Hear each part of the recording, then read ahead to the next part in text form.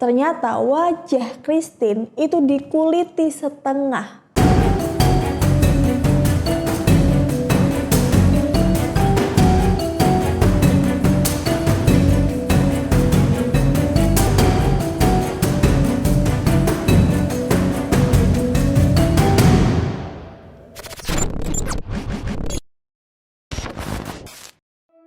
Episode kali ini aku akan menceritakan salah satu kisah kriminal dari negara Filipina.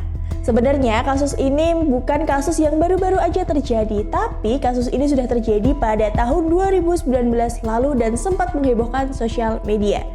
Dan kalau di Filipina, kamu cuma sekedar mencari nama korban itu dilarang karena ternyata nama korban ini sudah masuk ke dalam salah satu daftar kata kunci terlarang untuk dicari.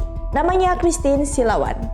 Jadi Christine Silawan merupakan anak remaja putri yang berusia pada saat itu tuh usianya 16 tahun dari Cebu, Filipina. Dia merupakan anak tunggal dari single mother yang bernama Lourdes Silawan.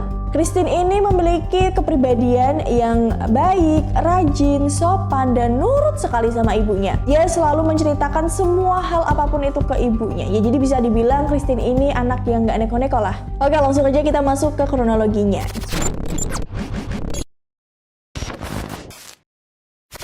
Jadi pada tanggal 10 Maret 2019, Christine meminta izin ke ibunya pergi ke gereja untuk melakukan kebaktian minggu seperti biasanya.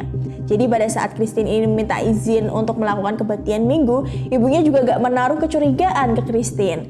Tapi hari itu berbeda dengan hari biasanya. Karena ternyata sampai malam hari, Christine belum juga pulang ke rumah. Ibunya khawatir karena nggak biasanya Christine seperti ini. Dia ini biasanya on time, selalu tepat waktu untuk pulang.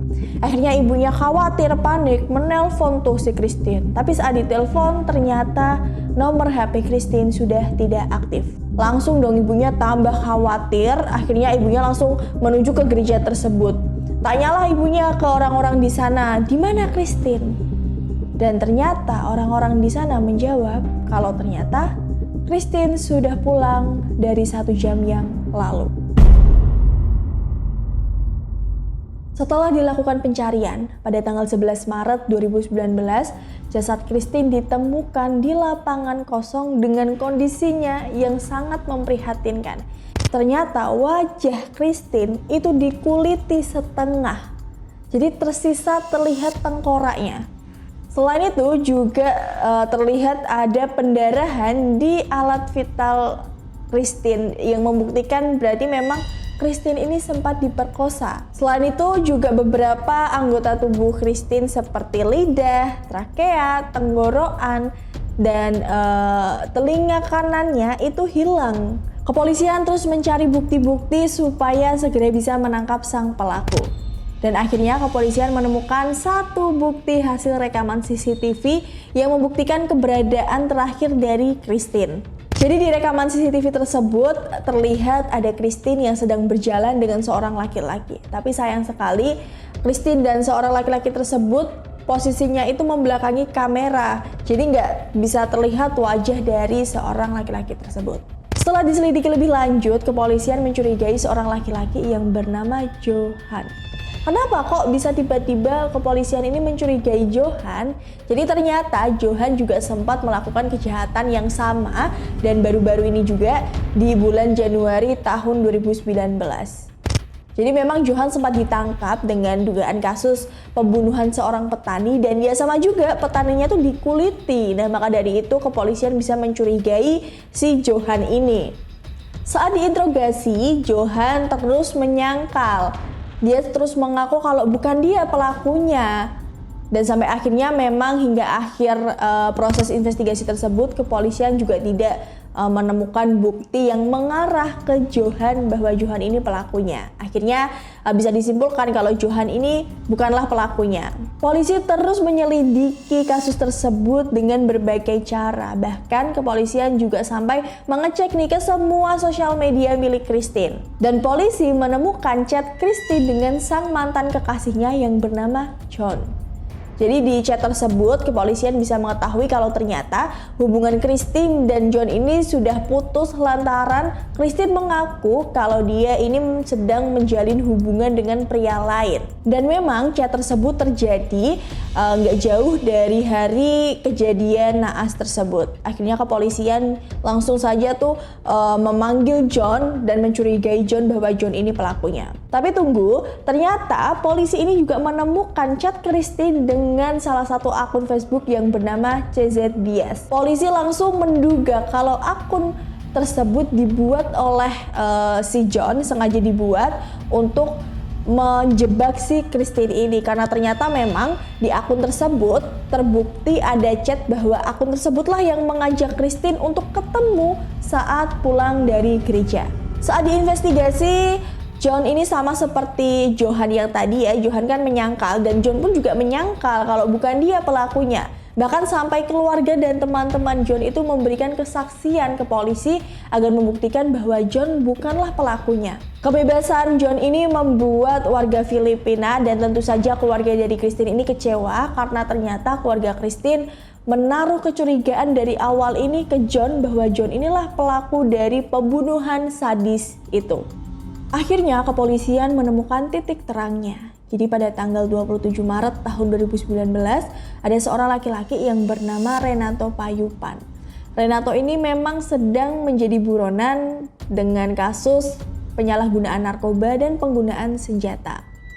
Lalu pada tanggal 9 April 2019 Renato ditangkap dengan dugaan penyeludupan senjata api. Kepala Kepolisian Filipina yang bernama Oscar ini membawa Renato untuk melakukan preskon. Tiba-tiba Renato mengatakan dan mengaku bahwa ialah pelaku dari tindakan kejam tersebut.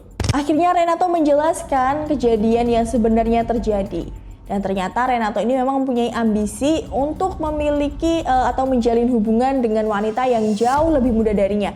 Padahal Renato ini seorang bapak yang sudah mempunyai anak 5. Jadi Renato ini menyamar menjadi anak muda seusia Christine dengan membuat akun Facebook yang bernama CZ Diaz tadi. Di akun tersebut Renato berkomunikasi dengan Christine setiap hari dan akhirnya mereka ini menjalin hubungan online selama 5 bulan. Nah, pada suatu hari akhirnya Renato mengajak Christine untuk bertemu. Mereka berdua akhirnya diskusi menentukan di mana nih akan bertemunya dan akhirnya memutuskan untuk bertemu di gereja. Dan saat mereka berdua bertemu, Christine sangat kaget melihat wajah dari Renato ini. Karena ya dia pikir kan dia selama ini pacaran sama anak muda ya seusia dia, tapi ternyata dia selama ini pacaran dengan bapak-bapak. Tapi di situ Renato masih bersikap baik dengan memberikan tawaran untuk mengantar Christine pulang ke rumah. Christine di situ bingung gimana caranya buat menolak, dia nggak tahu. Akhirnya dengan terpaksa ia mengiyakan tawaran Renato. Di perjalanan pulang, Renato mengajak Christine untuk berhubungan dewasa, tapi langsung tawaran tersebut ditolak oleh Christine. Tapi ada hal yang tambah bikin si Renato ini emosi sebenarnya. Jadi Renato ini tambah emosi saat mendengar kalau Christine ini mengatakan bahwa Christine ingin bertemu dengan sang mantan kekasihnya yang bernama John tadi. Ya walaupun pelaku sudah ditemukan, tapi sebenarnya masih ada banyak sekali kejanggalan-kejanggalan dari kasus ini. Yang pertama, di rekaman CCTV tadi yang aku jelaskan, itu kan terlihat Christine sedang berjalan dengan seorang pria ya. Di rekaman tersebut postur tubuh pria itu tuh beda sekali dengan postur tubuh Renato. Selain itu juga masyarakat warga Filipina juga masih bertanya-tanya sebenarnya siapa yang mengambil organ tubuh Christine itu. Dan ada yang lebih plot twist lagi. Beberapa waktu setelah Renato ditangkap, Renato mengatakan dengan lantang bahwa dia bukanlah pelaku dari kejadian sadis tersebut. Plot twist bukan? Kita sampai saat ini masih belum tahu gimana kelanjutan dari kasus ini, tapi kabarnya kepala lapas itu menceritakan kalau Renato di penjara itu sering menyendiri, suka gemeter gitu, dan kabarnya juga Renato mengambil langkah untuk bunuh diri di penjara. Gimana menurut kamu? Mungkin kamu bisa diskusi aja di bawah dengan kasus tragis ini. Dan memang kasus kejahatan dari sosial media sebenarnya di Indonesia pun sudah banyak sekali terjadi. Jadi buat kamu be aware ya, kalau kamu kenalan di sosial media tetap harus berhati-hati. Dan kira-kira next episode bakal bahas apa? Kalau mau request komen aja di bawah. And see you next journey. Bye bye.